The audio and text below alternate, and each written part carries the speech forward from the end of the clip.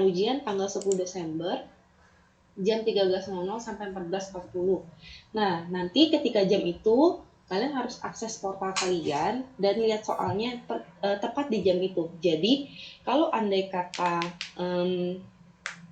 soalnya nggak bisa diakses satu hari atau 1 jam sebelum ujian, nggak bisa, tapi di jam yang sesuai dengan dijadwalkan di hari itu.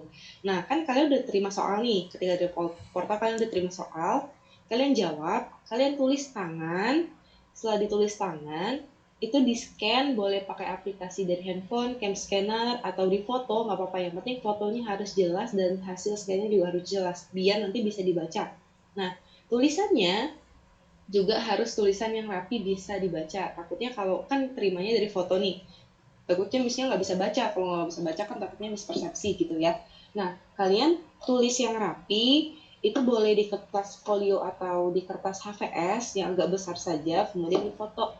Nah, waktu menjawab itu 100 menit tuh, dihitung dari ketika kalian upload juga. Jadi, kalian harus bagi waktu antara mengerjakan soal sama upload jawabannya. Takutnya waktunya udah habis tapi kalian nggak sempat upload, itu nanti jawabannya juga nggak diterima. Nah, nanti setelah di-upload nggak bisa diketik Farnes, karena ujiannya online, kecuali paper kayak kemarin. Nah, paper boleh diketik, tapi karena ini ujiannya online, anggapannya kalian tetap datang ke kampus misalnya gitu ya, cuman hanya dikerjakan di rumah gitu. Itu online, tapi kalau ujian online itu nggak bisa diketik, harus ditulis. Soalnya nggak banyak kok, nggak harus berlembar-lembar gitu, nggak, paling eh, 5 atau 6 soal lah seperti itu. Nah, akan keburu sih ngerjainnya karena sudah disesuaikan dengan standar waktu ngerjain untuk 100 menit.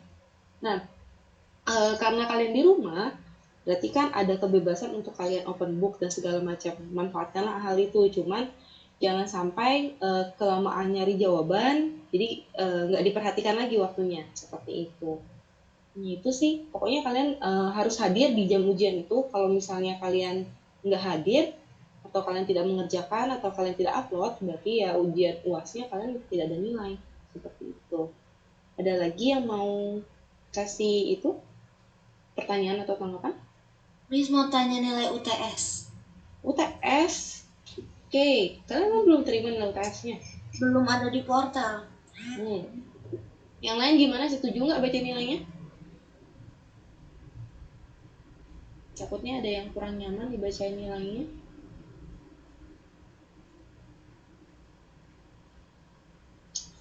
Nilai UTS-nya gimana yang lain? Mau dibacain atau bacain NIM belakangnya? Atau mau di show aja? Baca nilai NIM belakangnya aja, Miss. Oke, NIM belakangnya aja ya. Jadi Miss akan baca 2 digit di belakang, kalian boleh perhatikan ya.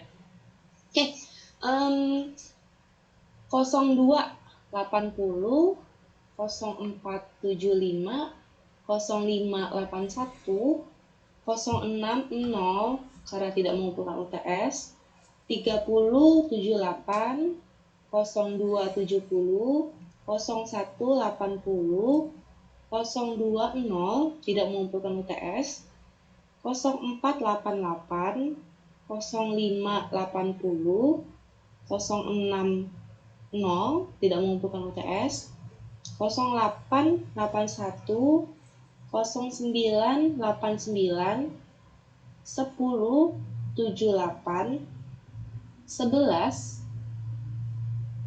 0 tidak mengumpulkan UTS, 1278 1378 1477 1576 1680 1873 1972 2172 2370 2585 2681 2775 2878 2970 3077 3172 3270 3375 3475 3570 3672 3877 3965, 4180, 4370, 4472, 4571, 4670, 4872, 4970, 5070, 5276, 530 tidak submit UTS, 5474, 5573. Ada yang mau bertanya atau ada yang mau ini? Oke, Miss kasih tahu dulu. Yang nilainya di atas 80 itu mereka bikin bisnis model kanvasnya bagus, sesuai dengan petunjuk teori dan isinya yang nggak ngaco. Yang nilainya 70 ke atas ya kalian nggak menggambarkan atau tidak menjelaskan bisnis kanvasnya dengan baik. Maksudnya kurang, masih ada yang kurang gitu. It's okay, tapi kan 70 middle lah, maksudnya yang penting kalian ngerti. Nah, yang nilai 65 itu sebenarnya merupakan nilai apa ya, didongkrak lah, intinya seperti itu. Harusnya sih nilainya nggak 65, cuman ya Miss menghargai karena kalian sudah mengerjakan UTS. Yang 0 ya berarti yang tidak submit UTS, seperti itu. Ada yang mau bertanya atau ada yang mau cross check lagi nilainya? Udah Miss, makasih Miss. Yang lain gimana? Atau Miss, harusnya nilai saya nggak 80 nih, kayaknya cuma 60 deh. Ada yang mau begitu mungkin? Atau sebaliknya ada yang nilai 60 harusnya 80 Miss gitu. Ada yang mau kasih komentar atau apa?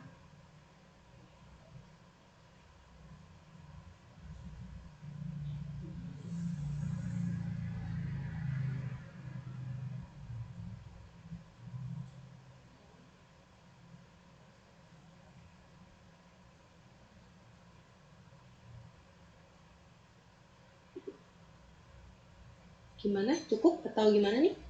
Udah, Miss. Cukup, Miss. Cukup, oke. UASnya sudah diterima dengan lapang dada. Oke. Apa namanya? UASnya ada yang mau bertanya? Kalau misalnya nilai UTS-nya tadi ada yang di bawah 70, ada yang di atas 80. Berarti kita UAS-nya kira-kira harus dapat berapa, Miss? Untuk dapat nilai apa? A, B, C? Pokoknya biar lulus mata kuliahnya, Miss. Oh, biar lulus. Lulus itu kan C sudah lulus tuh, tapi kan kalau C kan apa ya, terlalu rendah ya targetnya ya. Kalau mau target lulus ya berarti nilai A gitu ya, nilai terbaik. Berarti kalau misalnya ya kalau 70, kalau taruhlah tugasnya juga 70, ya berarti UASnya harus sekitar 80-an untuk dapat A. Tapi kalau misalnya 70, UTS-nya 70, tugasnya 70, UASnya 70, berarti itu B, sekitar segitu. Nah, ada lagi yang nanya bahan untuk UASnya itu dari pertemuan 8 sampai 13. Berarti dari pertemuan yang kemarin tuh kalian pas upload sampai pertemuan terakhir 13 terkait UASnya. Materinya sama, pokoknya dari pertemuan 8 sampai 13. Jadi kalian ya standby aja di portalnya 8 sampai 13.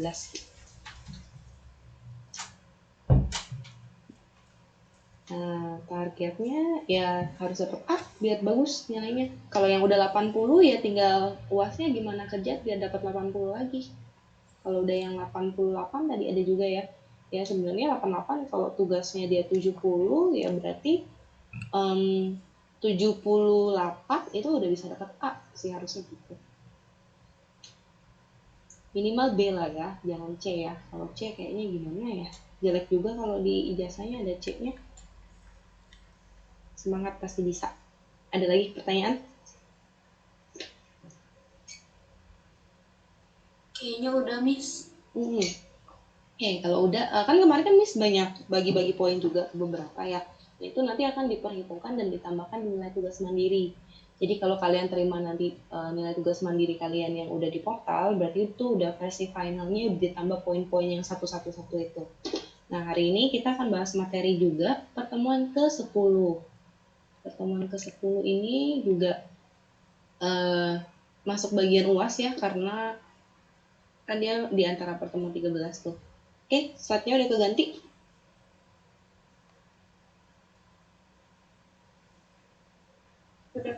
Oke, sudah. Nah, hari ini kita akan mempelajari tentang CRM atau Customer Relationship Management. Ada yang mau kasih pendapat apa sih itu CRM? Kasih poin deh. Tanggal 5 November. Yuk, apa itu CRM? Customer Relationship Management adalah manajemen hubungan pelanggan nih. Kenapa? Manajemen hubungan pelanggan. Manajemen hubungan. Itu kamu translate atau jangan translate. Dijabarkan dalam satu kalimat coba. Apa itu?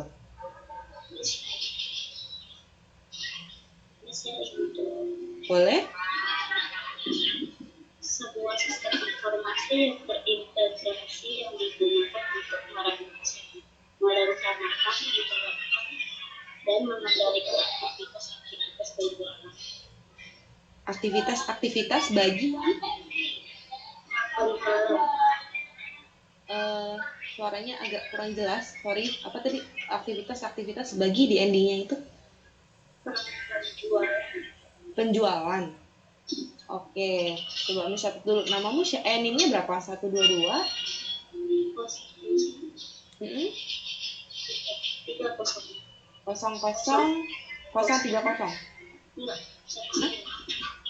Sorry, 120 0019. Oke, namanya? Namamu siapa? Oh, Suling. Oke.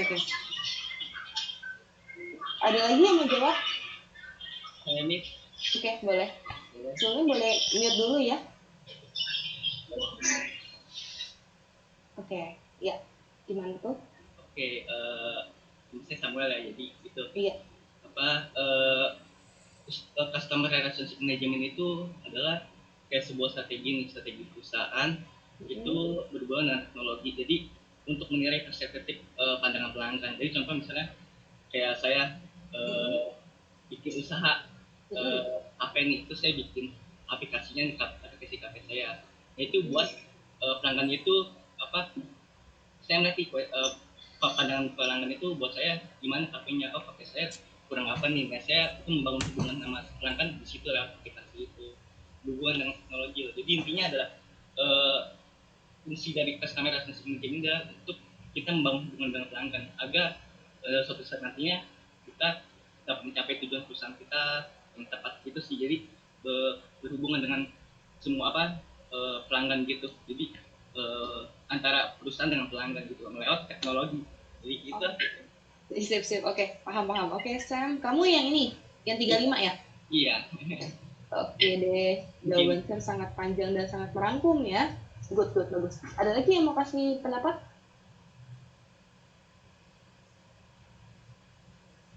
Satu orang lagi boleh?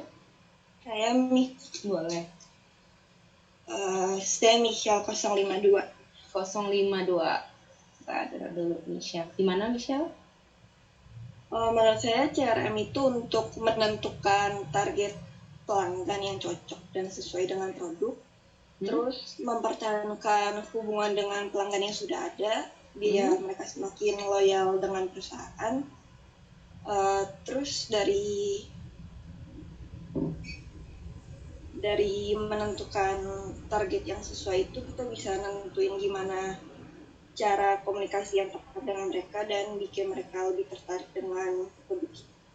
Oke, sip. Thank you jawabannya. Berarti semuanya sudah paham lah intinya ya. Namanya juga customer, berarti customer relationship itu adalah ya hubungan antara pelanggan dan bagaimana si perusahaan bisa membangun hubungan yang baik dengan pelanggan lewat cara apapun itu. Nah, tadi udah dijabarkan oleh 3 orang teman kalian nih, udah merangkum semuanya sebenarnya. Nah, hari ini kita akan bahas tentang CRM lagi lebih dalam. Di dalam situ adalah implementasi dari CRM dan eCRM yang berhubungan dengan Customer Retention dan Extension. Materinya, yang pertama itu Customer Retention Management, Focus on Excelling in E-commerce Service Quality, Customer Extension, dan Technology Solution for CRM. Oke, lihat. Nah, ini ada lagi namanya Customer Retention Management. Coba ada yang mau kasih pendapat lagi? Apa sih Customer Retention Management itu? Kita hari ini banyak interaksi ya, karena mau bagi-bagi poin ke kalian nih. Menurut kalian apa sih Customer Retention Management? Ini salah satu bagian yang ada di CRM. Jadi kalau CRM kita bilang babnya, ini subbabnya gitu. Apa itu Customer Retention Management?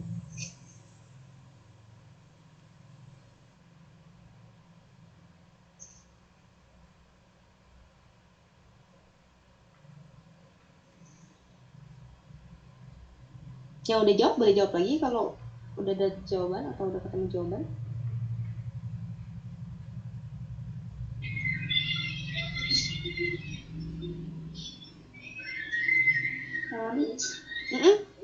Boleh. Menurut saya, Mm-mm. tindakan yang dilakukan perusahaan Mm-mm. untuk mempertahankan customer supaya tetap menggunakan produk. Oke, good. NIM-nya berapa? Sulit. Oh, sulit lagi. Tadi. Oke. Iya. Berarti 2 ya. Oke. Iya. Sip. Itu udah betul ya. Jadi customer retention itu tadinya kayak di infokan Suling bahwa itu bagaimana bisa perusahaan mempertahankan bahwa biar pelanggan itu nggak kabur-kaburan gitu loh, intinya dari dia. Jadi kita akan lihat ya. Nah, dari e-commerce side, customer retention itu punya 2 goal. Yang pertama, untuk mempertahankan customer di organisasi. Terus yang kedua itu untuk menjaga customer tetap menggunakan online channelnya dia. Jadi kayak contoh ya, kita ambil Tokopedia ya. Tokopedia itu kan salah satu e-commerce tuh. Kalian pakai dari beberapa platform, Tokopedia, Bukalapak atau Shopee, apa Lazada, Blibli, JDID. Yang paling sering kalian pakai yang mana?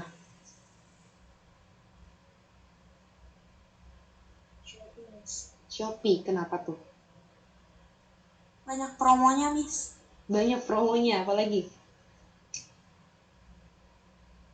Free ongkir, terus gampang diaksesnya. Gampang diakses. Oke, tadi yang jawab siapa? Yang Shopee.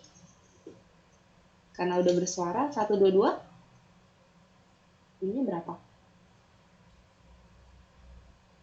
Tadi yang jawab berdua, Miss. Oh, berdua. Kamu sama? Sama Josefa. Oh, Josefa, coba. Yang kamu dulu ini berapa? Maria nilainya 28 belakangnya. 28. Maria. Josefa? 122 000 26, Miss. 26. Josefa, oke. Nah,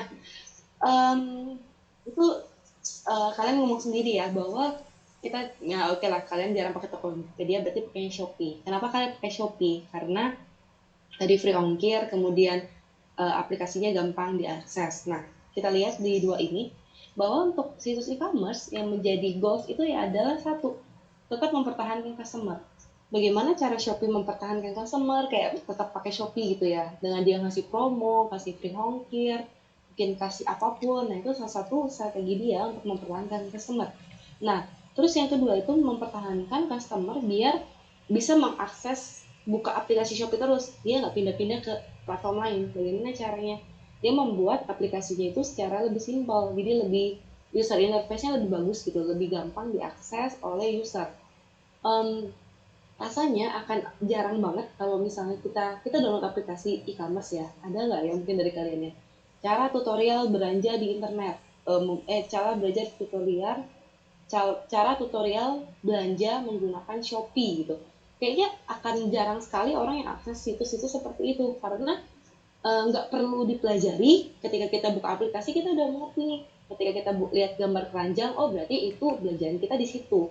Ketika kita lihat ada gambar voucher atau persen gitu ya, oh itu berarti ada potongan harga atau ada diskon atau ada voucher yang dikasih. Nah seperti itu. Jadi akan jarang sekali orang yang cari tahu gimana sih cara belanja di Shopee gitu. Nah karena apa? Sudah dibuat untuk memudahkan si customer dalam mengakses itu. Jadi kalian merasakan sendiri ya. Nah ini ada yang namanya skema dari relasi antara kepuasan dan loyalty. Jadi yang dicari perusahaan itu customer itu royal dan dia lebih puas di dalam perusahaan itu. Jadi kalau kita lihat grafiknya di sini ada kepuasan pelanggannya, ada loyalty. Jadi semakin puas customer dengan servis yang ditawarkan oleh perusahaan, maka dia akan semakin loyal ke perusahaan itu. Betul tidak? Kalau kalian misalnya belanja barang misalnya gini ya, di dalam satu platform online tertentu, kalau kalian belanja di situ, berarti ketika kalian terus mungkin belanja di situ, kalian akan susah pindah nih karena kalian udah loyal di situ. Gampang aja kita ngomong aplikasi ojek online misalnya gitu ya. Kalau yang udah sering pakai Grab, mungkin dia akan disuruh pakai Gojek, dia akan merasa, aduh saya mendingan pakai Grab aja gitu. Ada yang seperti itu nggak? Ada. Ada ya? Ada yang kayak gitu-gitu ya. Nah, jadi itu salah satu adalah kalian udah loyal kepada salah satu platform itu, entah Grab, entah Gojek, karena apa? Mungkin servis yang ditawarkannya lebih baik. Coba, kalian lebih prefer Grab atau Gojek? Grab nih. Grab nih. Grab. Kenapa? Semuanya rata-rata jawab Grab ya? Lebih gampang. Lebih gampang. Lebih, apanya yang lebih gampang? Pesannya lebih mudah. Kan Gojek sekarang ribet. Dapat drivernya lebih gampang gitu? Iya, lebih cepat. Oh, lebih promo gimana kalau promo? Ada Miss kalau bayar pakai OVO Ada banyak nih, promo. banyak promonya. Oke, banyak promonya. Miss bingung nih mau ngasih poin ke yang mana, sebanyak banget yang jawab. Tadi ada berapa orang yang jawab? Banyak Miss. Nggak apa-apa, sebutin aja. Banyak nih. Yang jujur aja. Jawab, Josefa jawab, Sukiat jawab, Maria juga jawab. Oke, Josefa yang ada di sini ya, Maria. Terus siapa lagi? Stan sama Sukian. Stein berapa nimnya? 50, Miss. 50. Stein gini ya. Oke, terus satu lagi siapa? Supian ya? Supian berapa? 33 Miss. 33. Diwakilkan jawabnya. Oke, sip. Kalian rata-rata berarti kalian lebih prefer menggunakan Grab ya, karena tadi mungkin interface-nya lebih gampang diakses, terus kemudian drivernya lebih gampang, promonya lebih banyak, mungkin seperti itu ya. Nah, itu salah satu juga strategi tuh, dimana mempertahankan si pelanggan gitu di dalam tadi. Nah, di dalam customer retention ada yang namanya personalisasi dan mass customization. Jadi di sini personalisasi itu bagaimana mendeliver individual konten melalui web page atau email. Nah, di dalamnya itu didelivery berupa konten atau grup melalui alamat email ataupun website. Nah, di dalam customer retention juga itu ada yang namanya collaborative filtering. Jadi, biasanya customer itu udah di profiling. Contoh nih ya, kita ngomongin Grab aja ya. Kalau kalian misalnya sering beli makanan di Grab atau sama yang sering jalan naik Grab, dia itu akan membaca customer itu, yaitu namanya customer filtering dan profiling. Jadi ketika akun kalian dapat promo misalnya gitu ya, itu udah sesuai dengan profil kalian.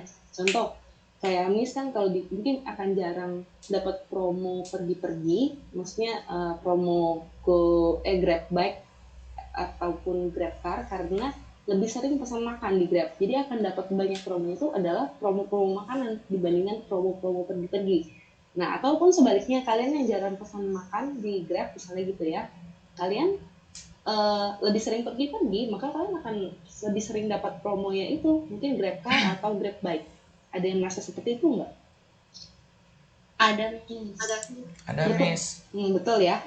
Nah, itu salah satu namanya customer profiling. Jadi si perusahaan itu udah membaca, kalau di sistem itu, di aplikasi itu dia udah tahu nih, oh ID ini tuh lebih sering pakai apa sih. Nah, itu salah satu teknik dan trik. Jadi gimana cara kita gimana si customer tuh tetap mau pakai Grab ini. Ini juga sih lebih banyak pakai Grab sih, cuman Gojek sesekali lah ya dibuka. Cuman karena tampilannya lebih menarik sih Grab, maksudnya lebih gampang diaksesnya ya, yang aplikasinya dibuka duluan pertama kali ketika mau pesan sesuatu ya pasti Grab gitu. Gojek mungkin ada mungkin sesekali ya, tapi ya nggak sesering buka Grab. Nah, lanjut lagi.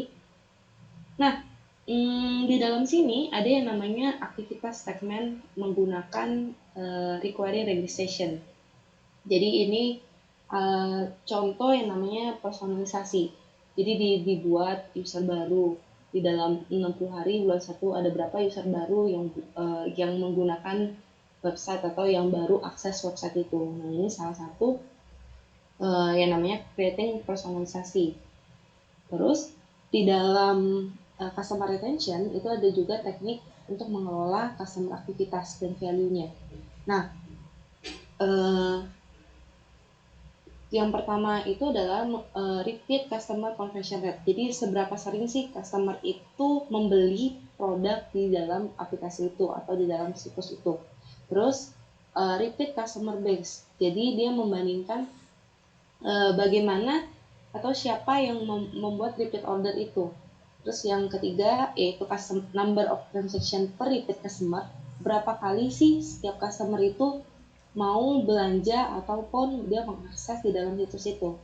Terus revenue per transaction of repeat customer. Jadi kira-kira kalau customer belanja ataupun customer melakukan transaksi itu keuntungan yang didapatkan perusahaan berapa. Nah, ini salah satu teknik untuk mengelola customer activity dan value-nya.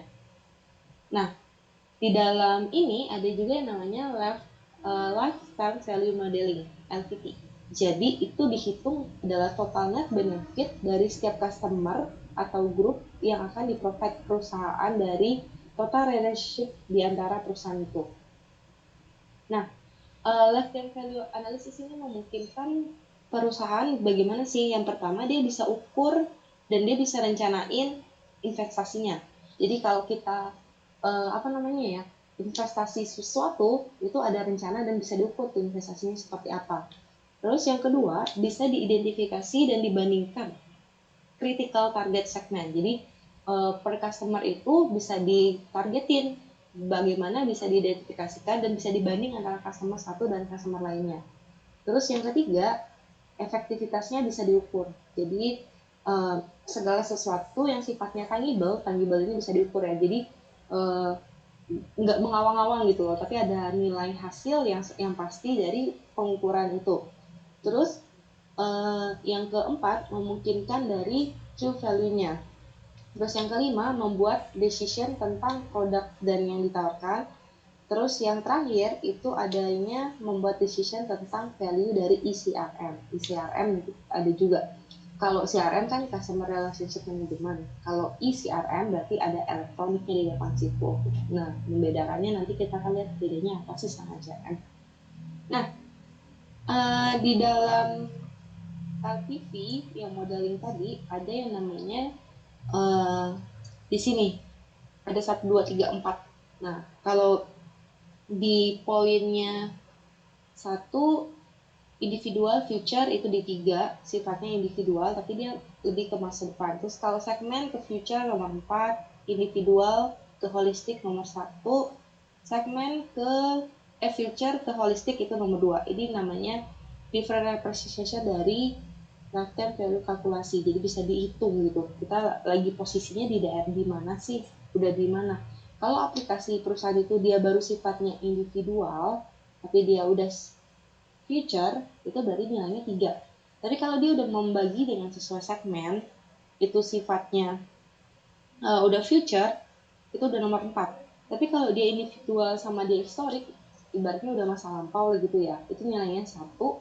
Kalau dia segmen tapi dia historic itu nomor di poin yang kedua. Nah, terus kita lanjut. Nah, di sini ada di bawah sini ya, ada bronze, ada silver, ada gold, ada platinum. Nah, ini contoh dari LTV based segmentation plan. Jadi udah ada rencana-rencananya. Di sini ada low, ada high. Jadi kalau dia sifatnya di sini akan sangat membingungkan ini ya. Ini A, ini B, ini C. Nah, ini anggaplah bagaimana kita masih mengurangi harga gitu ya. Kita masih di level bronze. Kalau kita bronze di sininya low, tapi kalau kita udah high sifatnya itu berarti udah retain and extend. Jadi udah mempertahankan. Nah, itu udah level gold. Habis dari sini kita ke level yang ini retain. Retain ini udah sifatnya udah terus mempertahankan customer gitu ya. Jadi customernya udah dipertahankan, bukan lagi tujuannya mengurangi harga, tapi dia udah mempertahankan customer. Itu udah di grade platinum seperti itu. Nah, yang kedua itu adalah fokus pada excelling dalam e-commerce service quality. Bagaimana cara mempertahankan service yang baik di dalam e-commerce. Nah, kita lihat. Nah, tadi kan ada sifatnya tangible. Bagaimana sih cara mengimprove online service quality? Nah, kalau dia sifatnya tangible itu bisa diukur. Jadi apapun yang bisa divisualisasikan, nah itu namanya tangible. Nah, kalau reliability itu kemungkinan itu bagaimana sistem itu bisa diukur juga secara akurasi. Jadi akurasinya, ketepatannya seperti apa, terus performance-nya dia seperti apa, apakah konsisten servisnya. Nah, itu reliability. Terus responsive. Apakah dia menolong customer di dalam memprovide service. Nah, terus assurance. Jadi itu lebih ke pengetahuan dari perusahaan terkait trust and confidence. Bagaimana karyawan merasakan yang namanya trust ke perusahaan gitu loh. Nyaman nggak sih dia dengan perusahaan itu.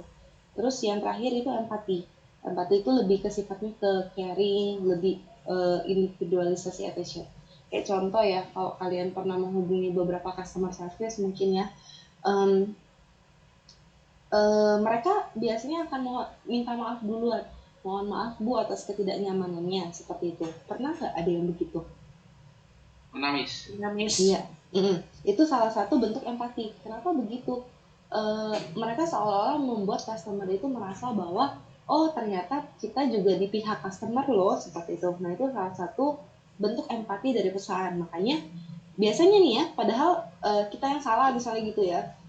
Saya nih salah melakukan transaksi misalnya gitu, PIN ATM-nya yang salah misalnya gitu, PIN ATM saya salah.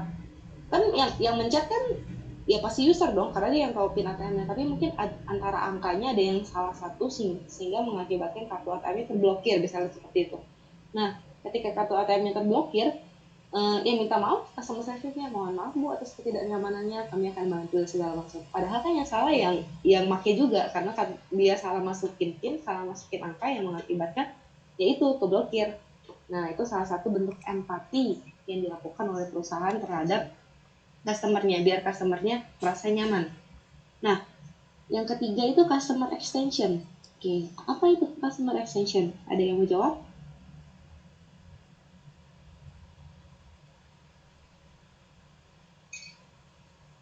Saya Miss. Boleh, apa itu? Itu tuh memperdalam hubungan dengan pelanggan gitu Miss, melalui peningkatan interaksi dan inovasi produk. Oke, nilainya berapa? 12.2000. 53. Feli. 53. Apa? Selin? Feli. Oh, Feli. Pakai V apa F? F. F, oke. Oke. Ada lagi yang mau jawab? Ini. Ya. Apa itu customer extension? Dia mau jawab Pak?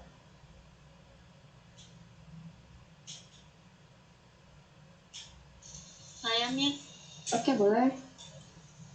Customer relationship itu untuk mengukur realitas customer atau kemampuan suatu bisnis dalam mempertahankan customer selama kurun waktu tertentu. Oke, Q-nya berapa? Sekian Miss. Sekian ya? Ya Miss. Oke, ada lagi? Satu lagi mungkin?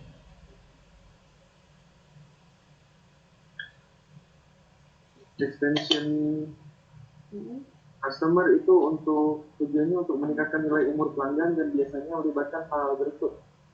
Contohnya menjual kembali produk serupa ke penjual sebelumnya. Jadi jual silang sama upsell nih. Oke, yang jawab siapa? Devan nih. Devan. 46. Ini 46. 122000046. Devan, oke. Jawabannya beragam ya, nanti kita coba lihat ya.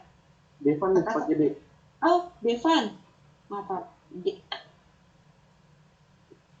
Ini ya, benar ya. Oke, coba kita akan lihat apa sih sebenarnya customer retention itu. Nah, customer retention itu lebih dalam lagi menjalin relasi yang lebih dalam di antara customer melalui peningkatan interaksi dan produk transaksi. Jadi dengan adanya customer retention itu bagaimana sih perusahaan bisa lebih menjalin hubungan yang lebih erat lagi dengan customer melalui interaksi dan produk transaksi. Jadi tadi kasih promo ataupun apapun itu merupakan salah satu bentuk customer retention juga. Jadi dia mau menjalin hubungan yang lebih dalam ke customer gitu, lebih erat lah intinya gitu ya. Jadi customernya ya tujuannya nanti customer itu akan loyal ke perusahaan itu. Nah, di dalam ini ada yang namanya shared customer. Jadi proporsi dari customer yang merupakan kategori dari mungkin dia adalah single customer. Nah, kemudian kita akan lihat lagi. Nah, bagaimana sih online segmentasi dan teknik targetingnya? Yang pertama itu mengidentifikasi customer lifecycle group.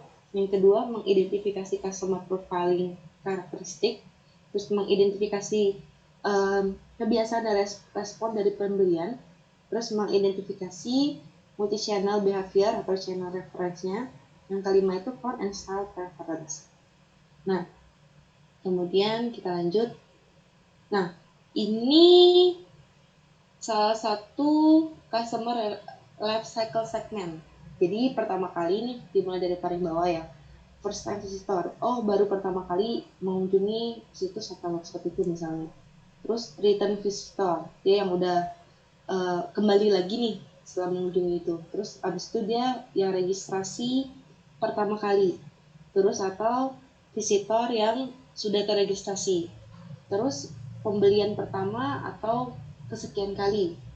Terus sering melakukan atau pembelian yang tidak aktif. Terus pembeli aktif atau irresponsif. Jadi dia udah bagi-bagi customer itu berdasarkan segmen tertentu, atau ada yang ternyata orang ini baru pertama kali nih mengunjungi website kita, atau dia udah berkali-kali datang ke website ini, atau dia baru register nih di tempat kita, atau dia visitor yang sudah terregister, yang sudah pernah punya akun, ibaratnya seperti itu. Ini dia baru pertama kali beli, atau dia udah sering beli misalnya gitu. Customer ini nih nggak pernah belanja nih, ada kan gitu ya, punya akun tapi nggak pernah belanja, ada juga kan seperti itu. Atau kalian punya akun ya tapi nggak dipakai misalnya gitu, sering pakai akun yang lain misalnya. Nah ini terus yang terakhir itu pembelian aktif, jadi yang sering belanja, mungkin tiap hari belanja atau tiap minggu belanja atau tiap bulan sekali dia belanja. Nah itu merupakan pembelian aktif.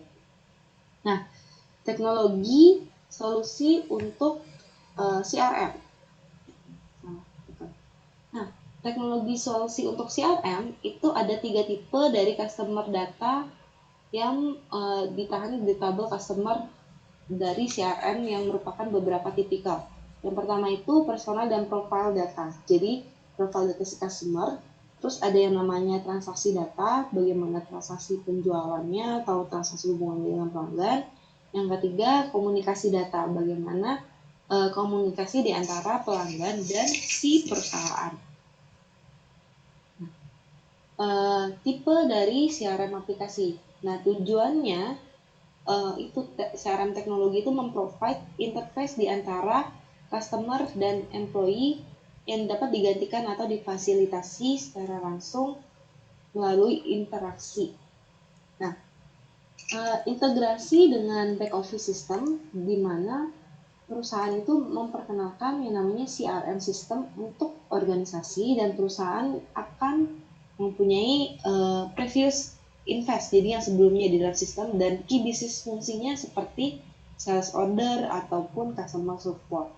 Nah, bagaimana ini terkait back office ya, back office dengan CRM itu. Nah, kadang kan kalau di back office kan kita kurang tahu tuh bagaimana hubungannya tuh, tapi di sini di-provide juga di antara si CRM.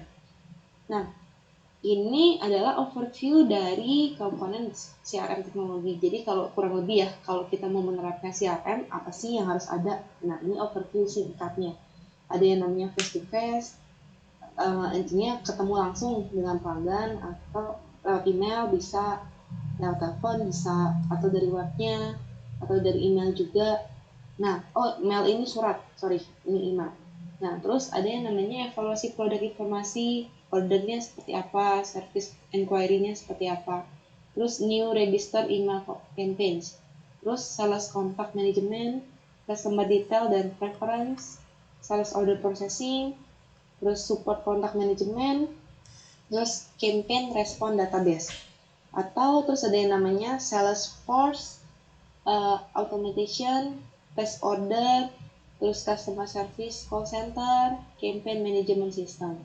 Sama ini face to face mail dari sini. Nah, gambar-gambar ini ada keterangannya nih. Kalau yang hijau ini customer service channel, kalau yang hijau ini agak kalau di PPT kalian langsung itu agak beda sih hijaunya. Nah, hijau yang agak muda itu customer aplikasi di sini. Ini database-nya yang ungu, yang biru muda ini employee aplikasi. Jadi ke aplikasinya si perusahaan, terus employee channel. Nah, di sini yang warna biru ini. Oke. Terus kita lanjut lagi. Nah, the choice single vendor solution untuk lebih dari bagaimana pilihan. Jadi pilihan single vendor itu untuk lebih dari beberapa fragmen pilihan lagi. Nah, di dalam single customer itu ada yang namanya bagaimana kita bisa mensupport semua komunikasi channel yang ada.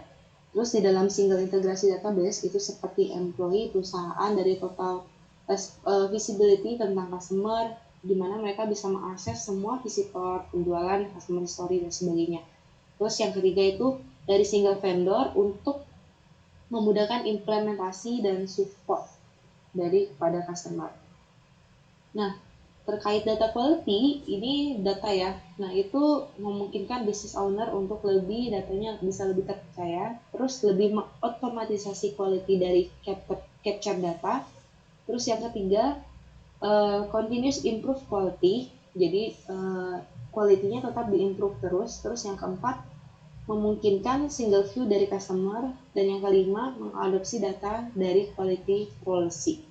Oke, sejauh ini ada pertanyaan? Nggak habis. Oke, lanjut ya. Kita sekarang sudah ke summary. Customization itu memungkinkan si customer ini bisa lebih mengerti tentang perusahaan lebih mengerti tentang customer dan bagaimana feedback dia terhadap product development. Terus memungkinkan customer untuk meningkatkan penjualan di antara relationship mereka dengan menawarkan complementary product untuk purchase atau meningkatkan frekuensi penjualan. Terus yang kedua, teknologi solusi untuk CRM itu memungkinkan atau memprovide interaksi di antara perusahaan customer melalui multiple communication channel, seperti misalnya email, ataupun telepon, ataupun dan lain sebagainya. Dan seluruh customer informasi itu bisa disimpan di dalam satu single database untuk memprovide visibility complete. Jadi visibility-nya bisa diukur yang tadi. Dan yang ketiga, spesifik teknologi aplikasi itu dibutuhkan oleh CRM untuk meningkatkan penjualan, dan call center aplikasi itu untuk mengintegrasikan workflow untuk mengelola query dan knowledge base dari form query dan yang bisa ditampilkan. Oke, kita lihat. Oke, materi hari ini selesai.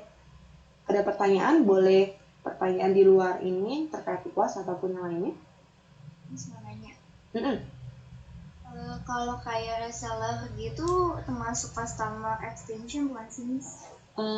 Kalau apa sorry tadi? Reseller. Reseller. Iya, reseller. Oh, reseller. Kalau customer extension itu kan, coba kita lihat lagi ya di sini ya.